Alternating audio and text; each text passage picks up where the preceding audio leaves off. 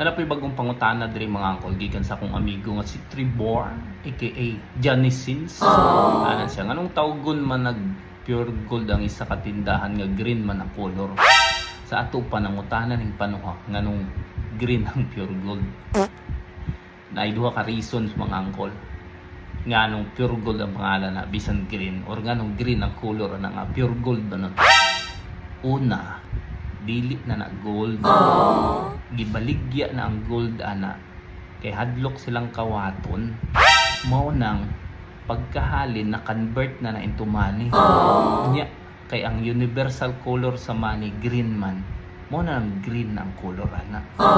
Dapat di ay dili na natawgong pure gold, pure money. Ikaduha nga reason mga angkol, kanang nag-color di ana or nagdesisyon sa color ana mga angkol, nakaigit siya atong grade 1 pa siya. Oh no! Naglagot sa color yellow kay makainom duman siyang igit, dalugdog, tinuod tingali.